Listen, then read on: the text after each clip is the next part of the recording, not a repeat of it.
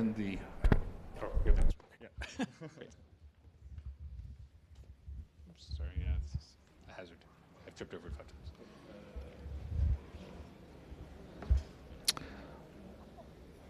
All right, so for our final talk of the session, Robin will be telling us about Pantomime.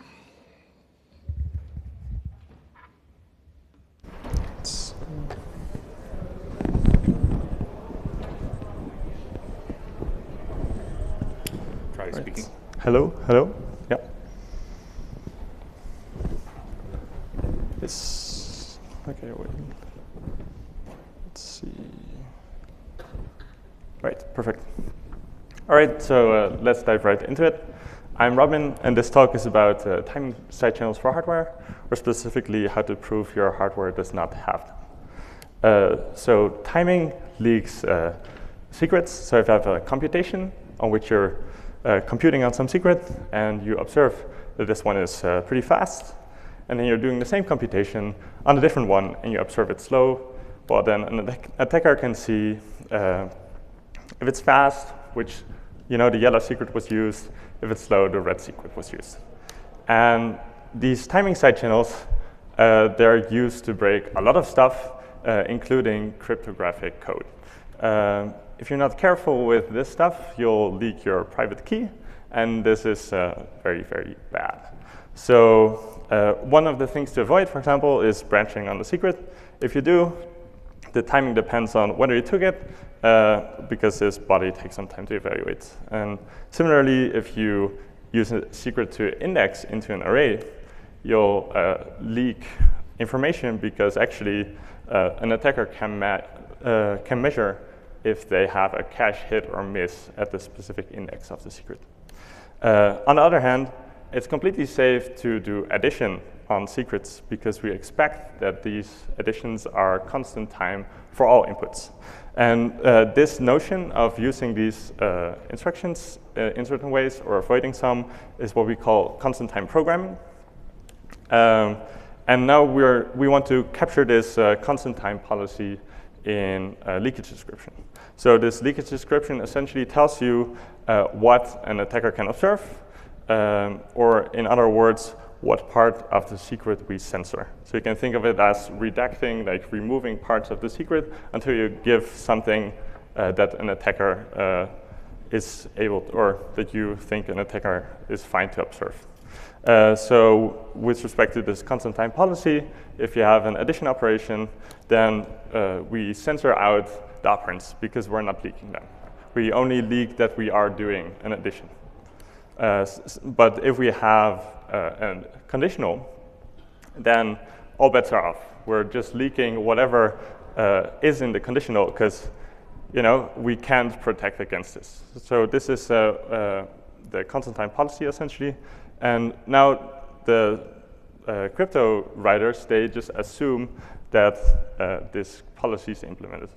But sadly, usually this hardware does not implement it, right? So it should, and I'll emphasize this should because there's a lot of, for example, Spectre-like attacks, which is a type of side channel which uses speculative execution. Like only in the last year already, we have like 9 new variants of these Spectre attacks. So yeah, it's not a given that these hardware circuits actually implement our leakage specification. So the idea is that we want a proof that our hardware does indeed implement this leakage description. And how would we prove this? Well, if we have 2 secrets and they go to the same secret once they're censored, then ideally we want no observable timing difference from our computation. So this is sort of the high-level property. If these secrets censored secret match, then we want the timings of the circuits to match. But it turns out that this proof is pretty difficult in general. So requires usually a bunch of inductive invariants. And you know, the people who want to write these proofs are circuit designers. There are no verification experts, and usually it lies a bit out of their expertise. And then if you're trying to find this invariant, and it doesn't work out, you'll get a counterexample that gives you 2 secrets, and then you have to diagnose 4 executions of all of these circuits to actually find out what's wrong. So we propose a different type of non-interference check, which is inspired by cryptography, where you have a simulator which essentially should replicate the timing that an attacker can observe. And it will do so using only that censored bit.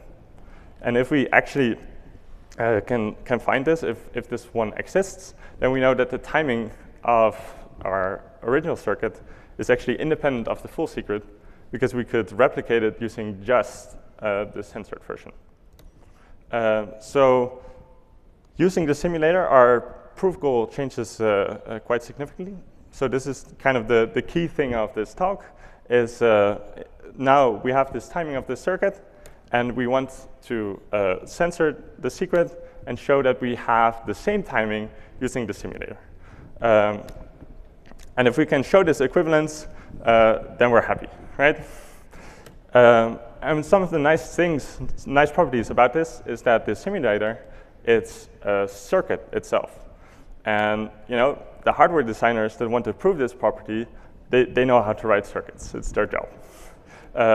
And then if a proof doesn't work out for whatever reason, they can actually run all of the components, right? Because the simulator is just a circuit. The leakage is just a circuit. They can run and debug them with the tools they know.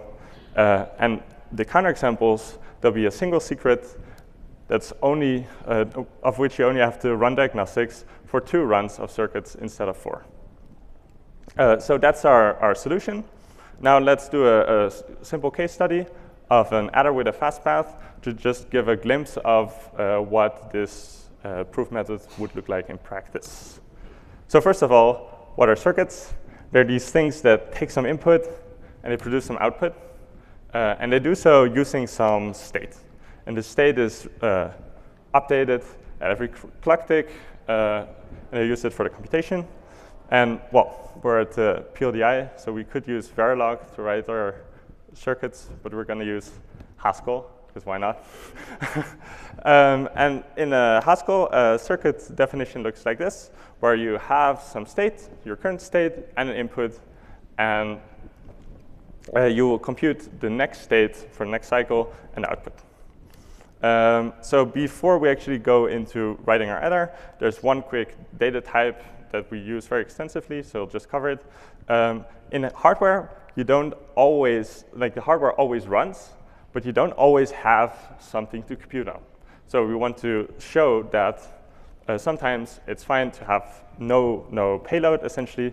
So we have this data type that tells us, OK, if there's a jest, we have something to compute on, and we'll do our thing. And sometimes there's just nothing, and the payload is missing. This is also commonly known as an option in many languages, for those familiar. So our adder circuit is a circuit that is this maybe and 2 operands in it, right?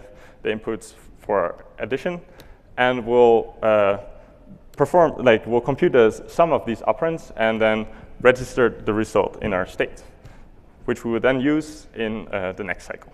So in the next cycle, we simply output the result, this sum, and we'll see that this one has a 1 cycle delay, because we use the state to store it. The adder also has a fast path. So if we give it this input, where the first operand is 0, well, then we can simply immediately give you the value b, the other operand. And this one is instant, right? So that's a fast path on it. So this adder has the type signature as below, and we'll give you the definition for it as well. So the adder takes some state and input on which it case splits. If there is a state, we're already in a computation, so we'll ignore the input, and we simply give you that result. If we get a result or an input for which the first value, first operand was 0, we'll take the fast path. Otherwise, we'll compute the sum, put it in the register, which will emit in the next cycle. If there's no input and no state, simply the circuit will be idle, and we have nothing as a return. So how do we model timing? Well, how else than with another circuit? So this observation, this is an observation circuit. And the idea is that you can model timing by using this payload availability, this maybe portion of the type. So this observation circuit is simply a little function that takes out the integer of this maybe type. And now we can run these, of course, because they're just circuits. So just to exemplify, if we give the circuit 3 and 4 to add, then we'll see after emitting the payload with the observation, we'll just get this just unit.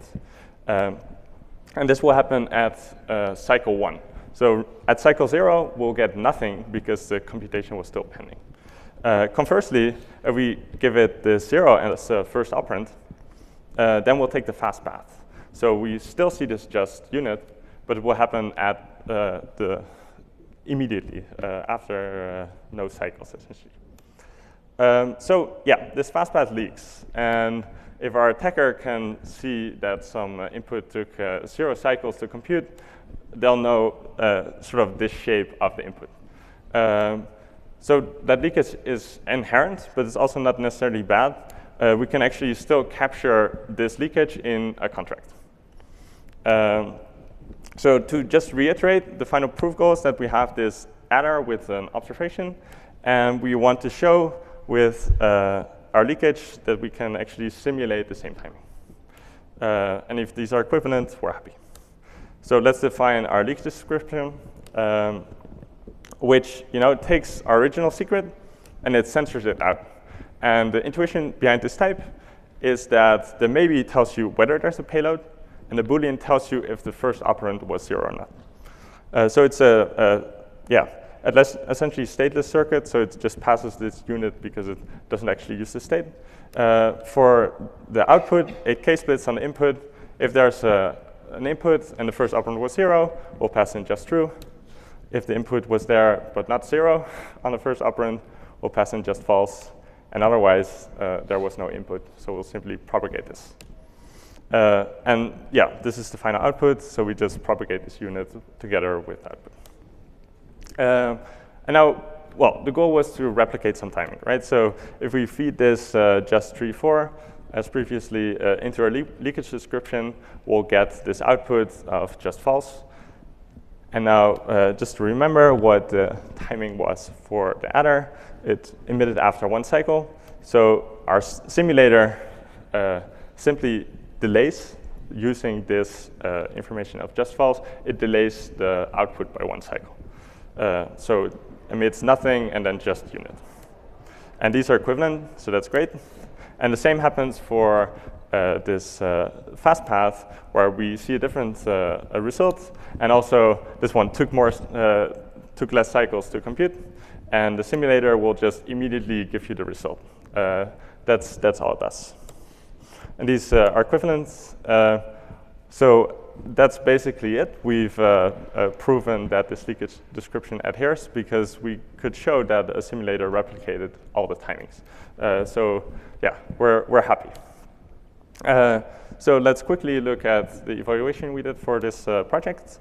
So we wrote this core in Haskell called AIM-core, which is a RISC-V 5-stage in-order pipeline. It's written in roughly 800 lines of Haskell code. And we verified a leakage for this, where the leakage is 300 lines of code, and simulating the timing for this circuit actually is 200 lines. So the verification of this stuff is actually pretty quick. So it only takes 40 seconds to show that there's an equivalence between these circuits. We have artifacts available as well as full code for both the core and the proof tool that we use to show circuit equivalence. Another cool thing is that, well, these leakages are executable. So we can just use them to check whether some crypto library is safe or not. And we ran it on libsodium and wolfSSL. And surprisingly, we actually found 2 CVs or 2 bugs in wolfSSL, which we submitted to them, and they've already resolved these issues. So that's pretty cool. Yeah, of course, it's a short talk, and there's a lot of stuff in the paper. So here's just some teaser of cool stuff that's there that you can read if you're interested. So of course, writing this simulator by hand can be somewhat daunting. So we actually have a way to sort of create the simulator using the already existing circuit. And the idea is to invert the leakage. So pick a candidate of all the leakage inputs, and then use the circuit to actually give you the observation. Actually, we can also sometimes omit the simulator entirely.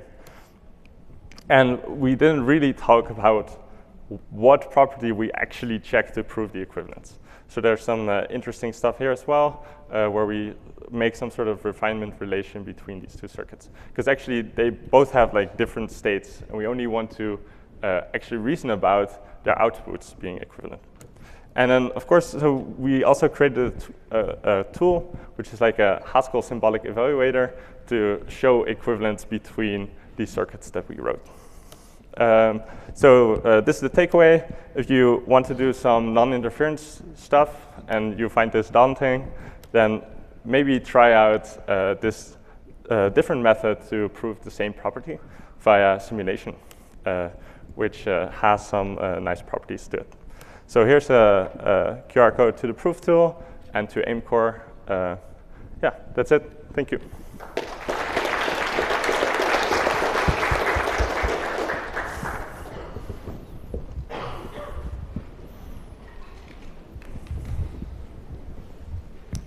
Thank you, cool work. So with your leakage descriptions being circuits, how do you handle misprediction? I mean, in other leakage descriptions, for example, you have like this always mispredict strategy where you go down both paths of the if, right? To like model that, okay, potentially we might go down both paths in the cache. Yeah. So how do you model that in a circuit? Well, first off, so we've only proven stuff about in-order circuits, which is pretty much what most work in this area does, or no one has really proven like a out-of-order one. We're working on this, but I guess, like. Okay, sorry, I didn't want to confuse you. I'm just asking because you mentioned Spectre in the beginning. No, so. No, of course. Yeah, I guess like it's definitely our goal to actually prove these things, and I think we can capture also this notion of speculation inside of these contracts. But yeah, it's a work in progress. Thank you.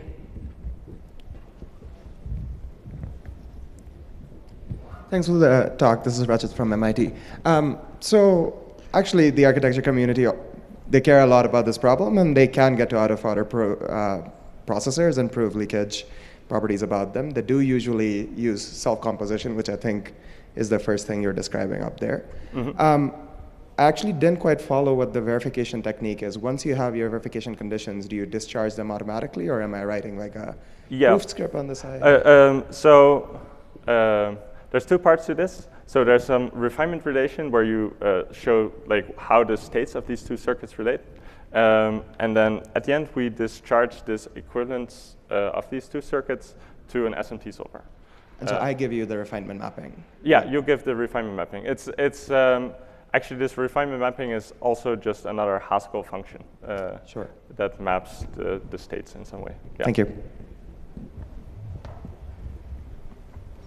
Any more questions?